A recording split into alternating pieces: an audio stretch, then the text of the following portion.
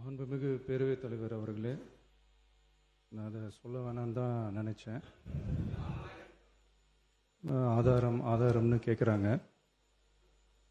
ஒரு 1 week back மாண்புமிகு நிதி அமைச்சர் பேசும்போது ஒரு 3 டிபார்ட்மெண்ட்லேருந்து ரிவ்யூ பண்ணி அந்த ஃபைல்ஸ்லாம் என் டேபிளில் இருக்குன்னு சொன்னார். அது ஏதோ போகிற போக்கில் அவர் சொல்லலை, உண்மையிலேயே என் டேபிளில் இருக்கு. அத்தனையும் ப்ரூஃபோடு இருக்கு. ஓப்பன் பண்ண வச்சிடாதீங்க. எப்போ ஓப்பன் பண்ணணுமோ அப்போ கரெக்டாக எல்லாமே ஓப்பன் ஆகும். மாண்புமிகு இந்து அறநிலையத்துறை அமைச்சர் அவர்கள், இந்து அறநிலையத்துறை அமைச்சர் அவர்கள்.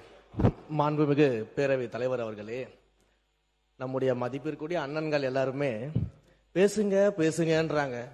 ஆனா முதலமைச்சர் பேச ஆரம்பிச்சார்னா, ஆதாரத்தை காட்ட ஆரம்பிச்சார்னா என்ன நடக்கும்ன்றது இதுல இருந்தே நம்ம புரிஞ்சிக்க முடியும். ரெடியா? முதலமைச்சர் அவர்கள்.